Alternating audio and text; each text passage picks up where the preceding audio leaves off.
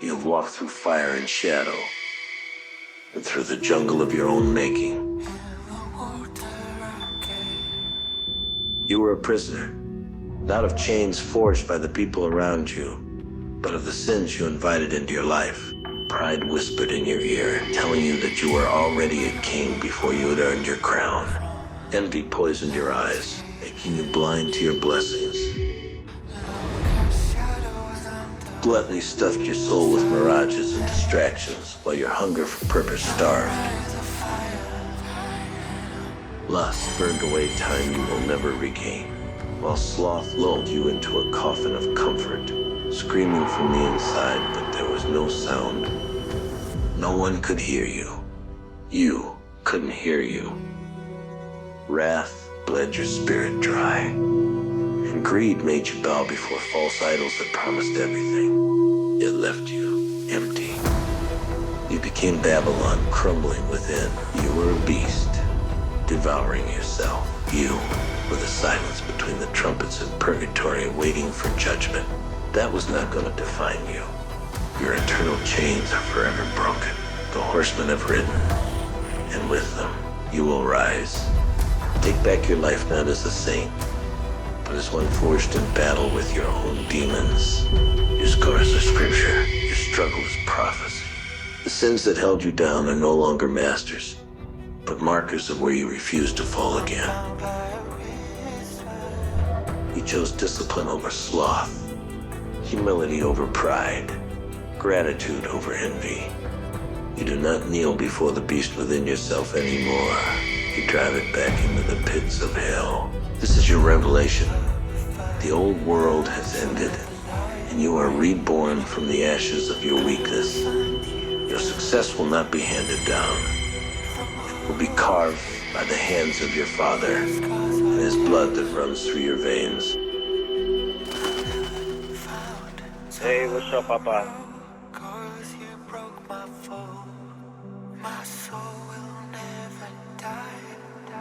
I just wanted to reiterate how proud of you I am.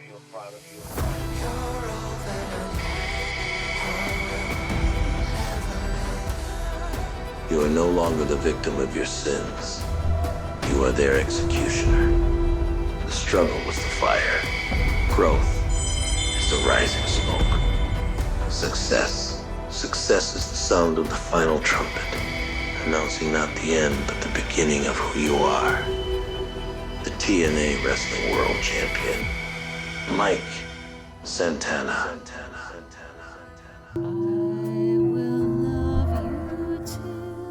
Hi, Papi. I know you have been going through a lot lately, but I just want to say I'm proud of you, and we're all proud of you. You know where you need to go. They're all waiting for you. I love you, Papi.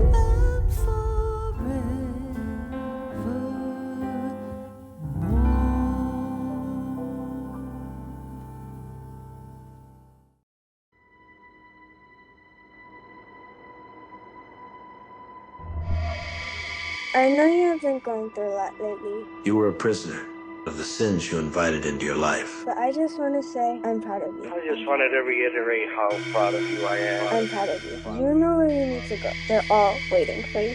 I love you, Papi. You were the silence between the trumpets in purgatory, waiting for judgment. Success is the sound of the final trumpet, announcing not the end, but the beginning of who you are.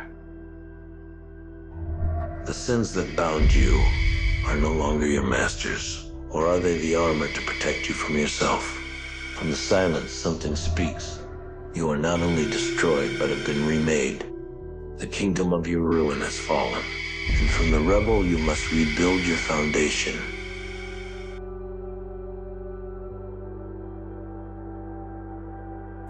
I move like a king with the crown. Fluid when I'm working through a crowd. I'm just thinking out loud. The memories are better in sunset. The day is up for grabbing, but the night is for something else. Goals turn to strategies I use for the conquest. Know how to move.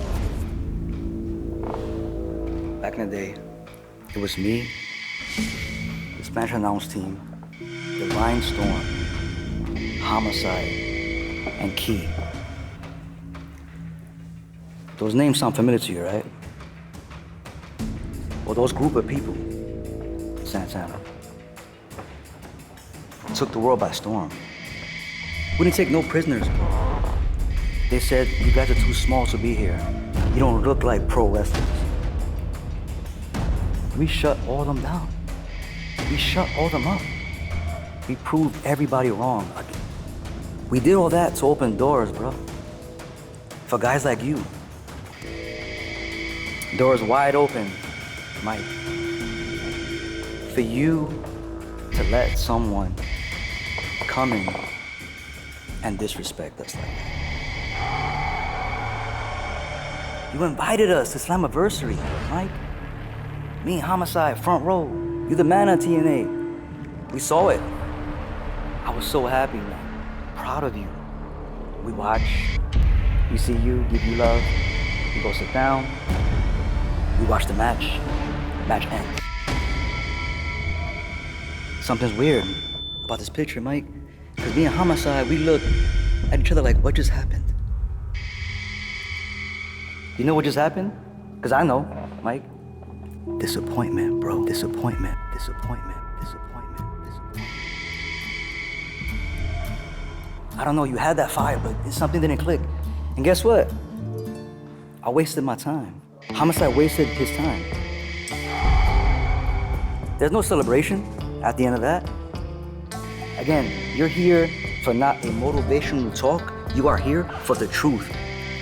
You don't need no more culture talk. You don't need no more, I did this for you and not in the hood. No, you don't need no more of those, Mike. This is you letting someone come in your house and taking something that belongs to you, bro.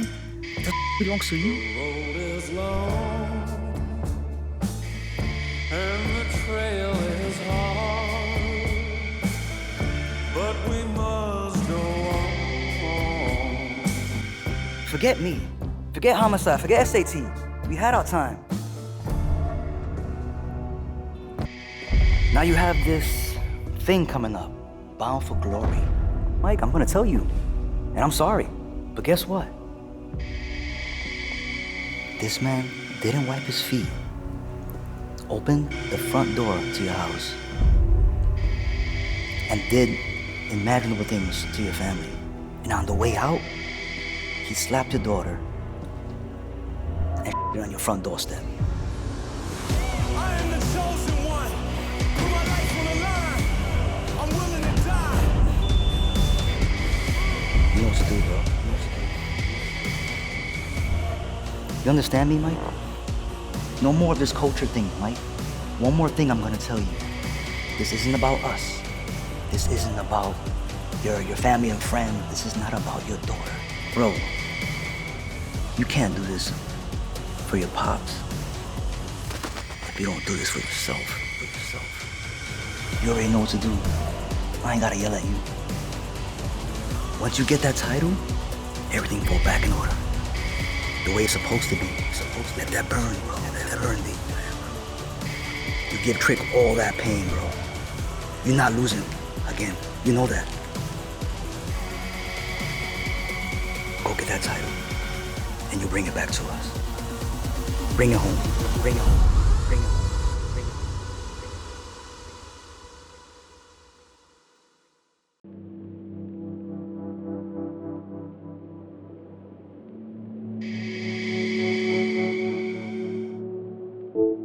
I know you have been going through a lot lately, Your scars are scripture. Your struggle is prophecy. but I just want to say I'm proud of you. I just wanted to reiterate how proud of you I am. I'm proud of you. Proud of you. Proud of you. Proud of you.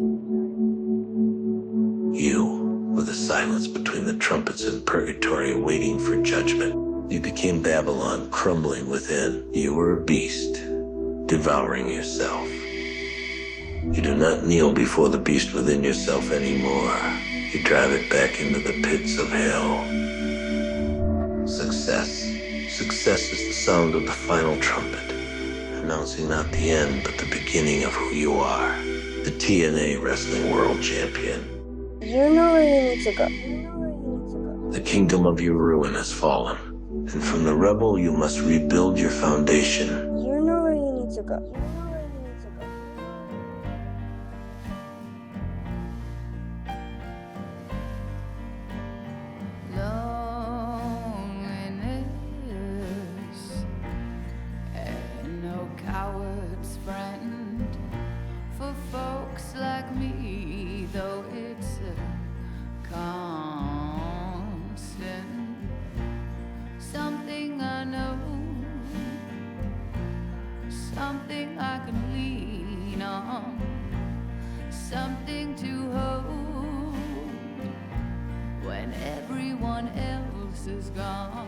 Few people in life get to work at what they love.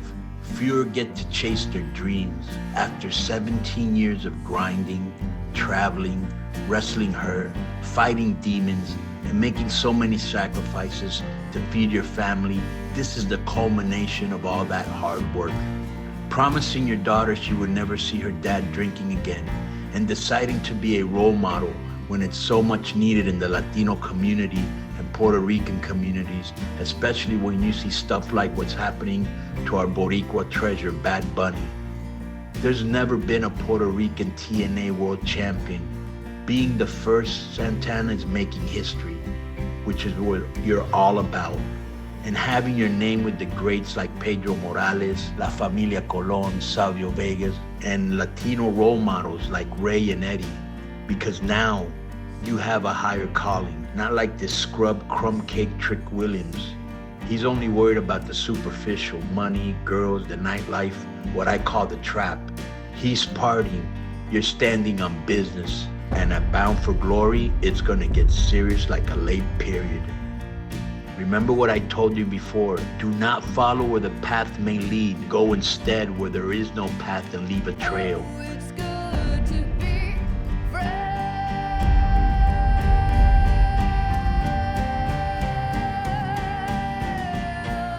In this era of hyper-competition, hyperbole, and non-stop disruption, the only way to stand out from the crowd is to stand for something special.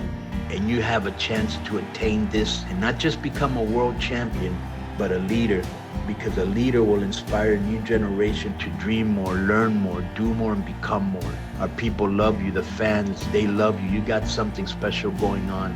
Like I said before, la raza, nuestra gente, they need leaders. And nothing in the world can take the place of persistence.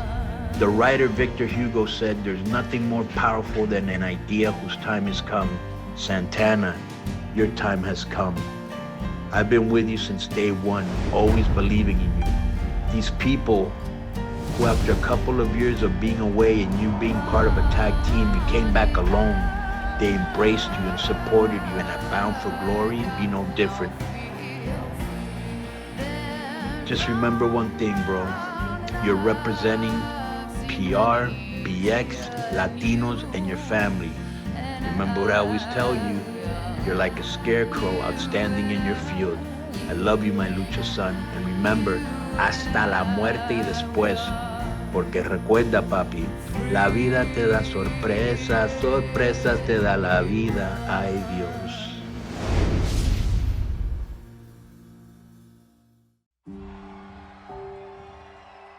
I'm not here to just be a knockout. I'm here to be the knockout.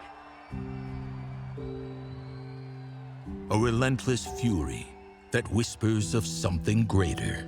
Indi Hartwell, forged in the crucible of dreams that refused to die. And every time I try, I just always mess up. The harder I run, the more I get stuck. Indie wrestling is bound for glory, man. Nothing can keep me down. I just beat Danny Luna and Jody Threat to become the #1 contender to the Knockouts title. I wish that I could shimmer. Like a sweetheart, high school beauty queen. Wish that I could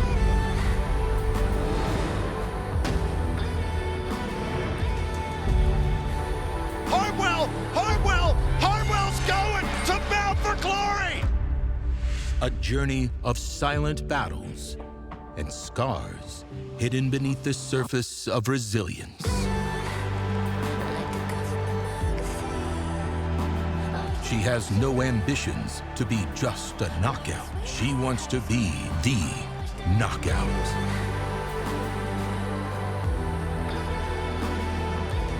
I have the support of the locker room. I have the support of the fans. I will accomplish my dream. And October 12th at Bound for Glory, I will become the Knockouts World Champion.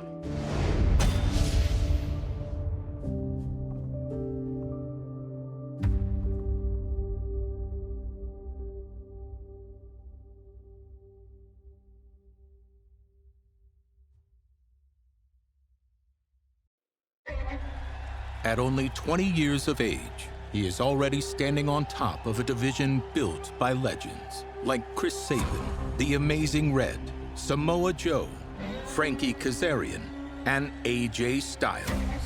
And now, a new name echoes the halls of TNA wrestling history.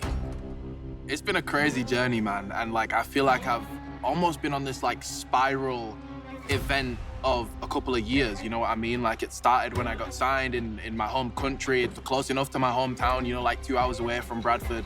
And now here we are, and I'm the X Division champion, and I feel like I actually am bound for glory. I feel like I've always kind of had these visions and had these dreams of being successful and holding a title in a major company, and now I'm doing that. Leon Slater didn't just win the X Division championship. He seized it. Best day of my life. I had my family there, AJ Styles showed up. I feel like I'm even more on that path now. So Bound for Glory, I'm gonna make it even more special than Slammiversary, and I'm gonna try and live forever at Bound for Glory. At an age where most still dream in silence, he stood beneath the bright lights, not as the future, but as the now. I've done Slammiversary and I've kind of felt that big show feel, and I felt what a huge TNA pay-per-view feels like in person, not only just watching it on my phone or watching it on my TV at home like I grew up doing.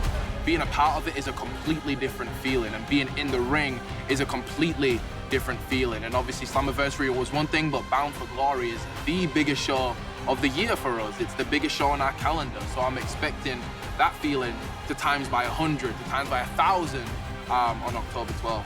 But the one thing that I do know is I give 110% every time. And I know it's a cliche, I know everyone says it, but I would do a lot for this company. I would do a lot for TNA because it's changed my life. And I'm trying to change other people's lives, you know what I mean? I'm trying to change the kid in the crowd that might not have someone to look up to. I want him to look up to me, you know what I'm saying? So I'm gonna put it all on the line, especially now I got this around my neck, especially now I'm defending a record, defending history. I'm trying to make more history. So I'm putting it all out at Bound for Glory, more than I did at Rebellion, more than I did at Slammiversary, more than I've done in the past.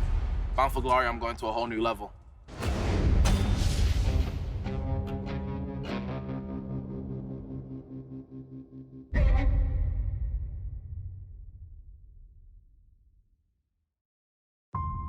This is something that means a lot to me.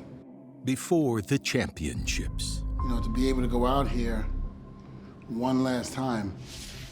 Before the scars that never healed. There were 4 men chasing the same dream.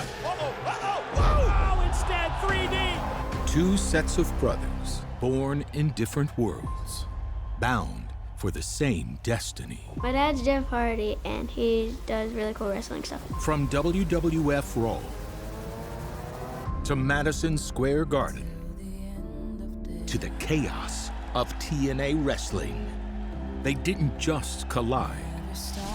They carved their names into history.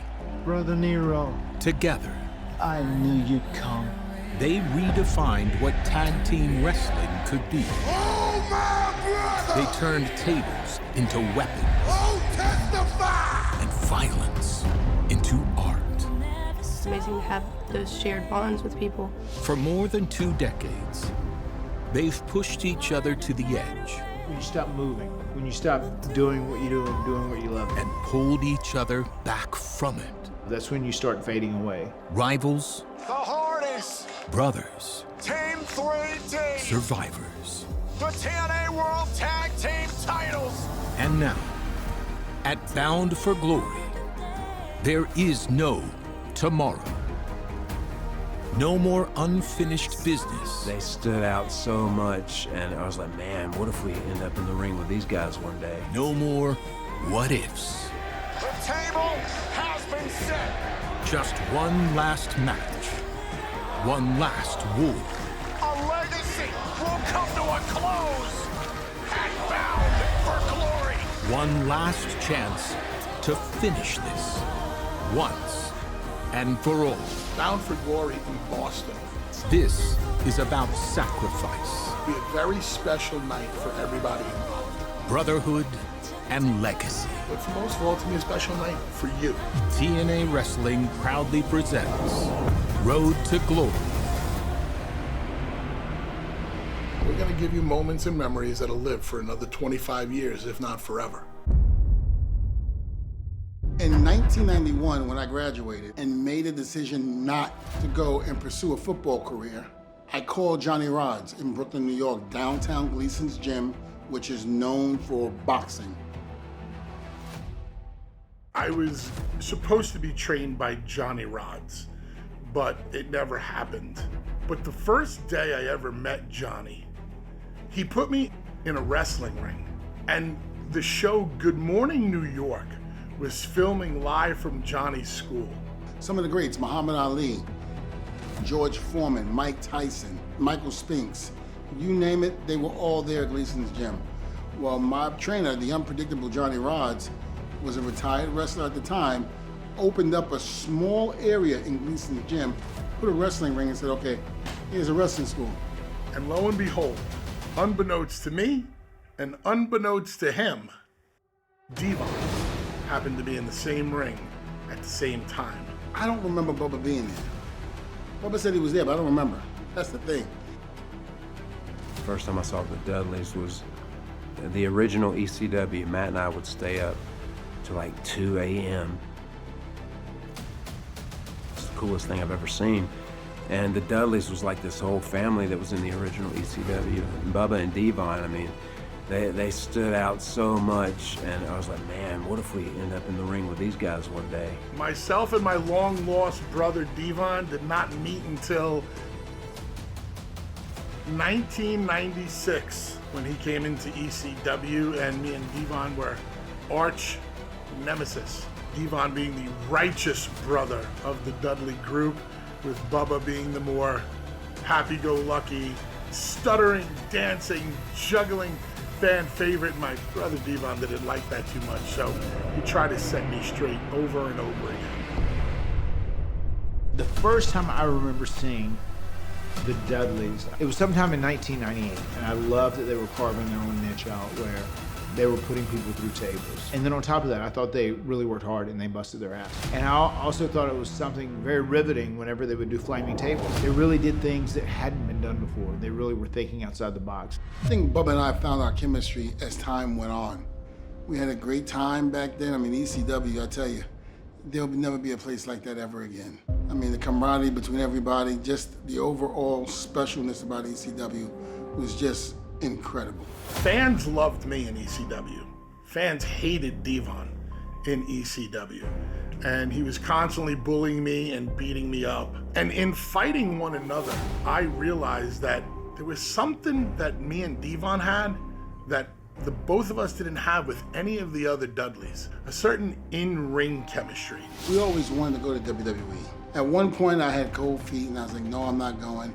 Me and Bubba somewhat got into it, and then finally I was like, all right, let's do it. I was scared to go, and I was gonna be a little fish in a big pond, and I knew it. From the first experience with Bubba and Devon, I had no idea, what the future was holding for us as far as, we knew they broke tables, but we had no idea. Just for us to both end up there and then to start feuding was so bizarre and super cool. WWE calls, and they were very serious about bringing in the Dudleys, but we felt that we were part of something with ECW. We let Paul know that the WWE called, and we asked Paul to give us $1 more a day. And if he would have given us $1 more a day, we would have stayed. Paul said, I can't get into a bidding war with the WWE. And we were like, a bidding war? $1 a day, $1 a show isn't a bidding war. And that's the moment that I realized that Paul was in bed with the WWE. It was going to be really interesting just to see how talented these guys were. We bonded with them pretty quickly, and we realized that we could work together, and we thought right from the beginning that that would be a program, a rivalry we could have, and we could make money because, you have these two brawlers, these two guys who just rough people up in the Dudleys. And then you have these two high-risk guys who the people love, the underdogs, and they want to see them come from underneath and win their match, and Matt and Jeff Hardy. And lo and behold, we went on to make a lot of history. First impression when I first saw them, loved them. Loved their demeanor, their core about them. I mean, it was just on sync with those guys. And I couldn't ask for a better group of friends to share the road with and the ring. You know, when the Dudleys and the Hardys first started, we never thought that we would have the chemistry that we had. It was special, it was unique, and not everybody can have that type of chemistry with each other. When we got to the WWE, we had known about the Hardys, and they were doing, you know, their best to get the tag team scene in the WWE, you know, fired up again. We knew that there was something there. We knew that we had chemistry in the ring. We knew the first couple of times that we were in there with those guys, they were so loved. The Dudleys had this mystique around them. It wasn't that we were hated, it's that mystique that we had coming out of ECW, that whenever we were around, you knew something was gonna happen. The teams gelled, and that's how we get to the Royal Rumble 2000 in Madison Square Garden. The tables match in Madison Square Garden with the Dudleys. Definitely the peak in that match for me was when I was gonna hit the Swanton, like win the match. And it was that out there with the crowd. I was just perched up there, and just that I kind of live for those moments, you know, that rush of like not knowing if you're gonna be okay after the fact. That's one of those examples of, man, nothing needed to be different. That match was close to flawless. Can't take you through the night of the first tables match. All I can tell you is this: we stole the show and we made history. It set the standard for what we were capable of. It put tag team wrestling back on the map in the WWE. We forced people to pay attention to us. We're facing the Dudleys in 2025, and that match was 25 years ago in 2000. And if the Dudleys could defeat us for the TNA World Tag Team Championships, then they would be 25-time World Tag Team Champions. In 2005, the Dudleys and the WWE decided to part ways amicably. Wait a minute. What's that? What's going on? I hear the music. What's going on? You hear the music? Who can it be? Oh, it's into the crowd! It's Steve 3D! Brother Ray! Brother Devon! I wanted me and Devon splitting up to have a real story, to have real depth, to have real meaning. I wanted people to understand why this great tag team, some say the greatest tag team of all time, felt the need to split up. And it all revolved around one thing: the Dudley Death Drop, the 3D. Nobody had ever kicked out of the 3D. Look! Here it is! 3D! That's it, baby! It is 1, 2, new champs! What the heck? Probably the most protected finish in all of pro wrestling history. Has anybody ever kicked out of 3D? No! I mean, not for 15 freaking years! I've never seen that! 1, 2, Chris Sabin kicks out. Shock. Nobody has ever kicked out of the 3D. And that shock led to Team 3D losing the match. Guns go for the double team again, and out of the neck breaker from Sabin. It's the close body by Shelley. Sabin quick cover. Sabin leg hook. Brother Ray shoulders are down, and the Guns keep the titles. Next week at TV, Bubba and Devon say their official goodbyes. Bubba and Devon high five and they hug. Devon turns his back to Bubba, and Bully is born. I was cultivating and introducing Bully Ray to the world. And Bully Ray's run in TNA speaks volumes for the way we set the table and the way the entire story played out. I remember thinking it was so cool to see Bully Ray and the reinvention that the man, Bubba Ray Dudley, did. It's so hard to split away and become a singles guy in many capacity, because a lot of people, they yearn to see you with your tag team partner. There's so many people that yearn to see Bubba and Devon together. So many people that yearn to see the Hardys together. You know, not just like, you know, here's Matt Hardy or here's Jeff Hardy, But I just remember thinking, like, God, he has done such a great job, Bully Ray, of like dialing in on this, creating this Bully Ray character, perfecting it, and making people learn to hate it. People didn't think of him necessarily as a Dudley. They thought of him as Bully Ray, and it led to him becoming the champion. I worked with Bully a lot, man, with the Aces and Eights thing, and I mean, he was like this leader of a motorcycle gang. I was like, whoa, where did this come from? It's so cool to see somebody go out on their own and do something different. I'm sure there are people with Bryan Cranston that will always see him as Walter White, as Heisenberg. There are people that will look at Michael C. Hall and they will always see him as Dexter, and it kind of typecast him right into this role.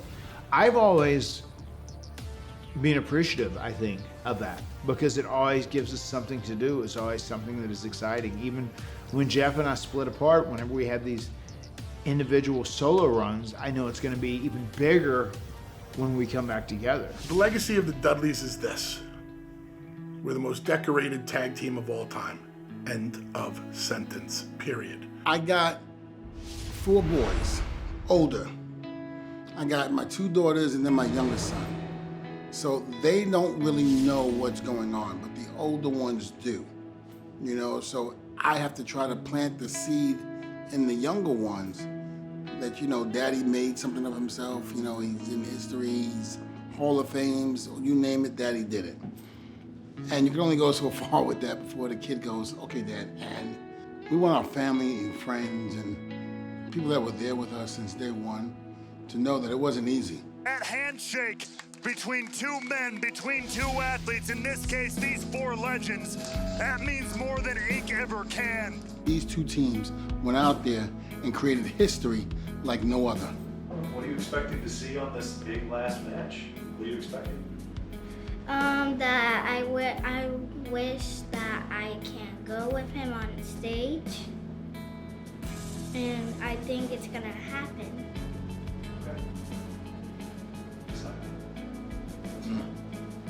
You gonna fight for me? Yes. You get in the ring and beat them up? Yes. You gonna help Bubba do a 3D? Yes. That's my princess. Well, I did see a video of my dad where one time he was like climbing up a ladder to get the belt, and he was doing his dances. I really liked it. It was really cool. It's so cool to see a version of yourself, and as far as me and having 2 daughters, to see pretty much like the female version of you, it's super cool to like experience that every day, and I'm just so blessed. I love the impact that he has on many, many people. You know, fans will come up and just bawl their eyes out and say how much he's helped them. And I just think that's such a surreal feeling to think, you know, how can my dad help somebody through God knows what they've been through. And it's really cool to see those interactions happen in person and how much of an influence he's had on people over all these years.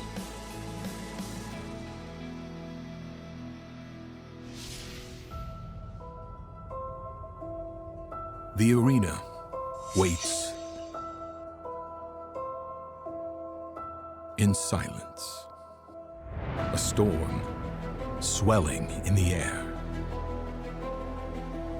To be remembered as guys that went out there and gave it all they had, you know, childhood dream stuff that came true and beyond my expectations. Every heartbeat echoing like thunder.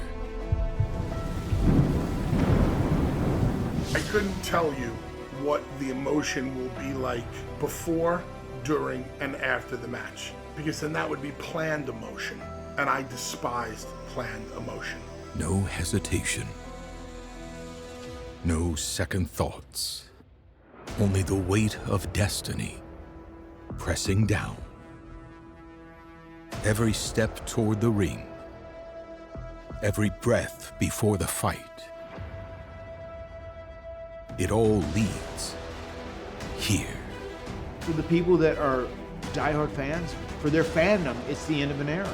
You see this, and when we advertise it one final time, the crowd doesn't see the sacrifice. They don't hear the doubts. They only feel the eruption when it all begins. We planned on doing things on that night that make people feel something. I don't know what that something is going to be. The stage is set. The fight inevitable. The moment unforgettable. But if things go the way I think they're going to go, I knew you'd come. Out of nowhere, the 3D! And in Boston, the city of champions, glory is all that remains. you, and everybody watching right now, you'll have a tear down your face. And that will be real emotion. The Hardys. Team 3D. Oh, my brother!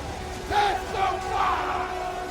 One final table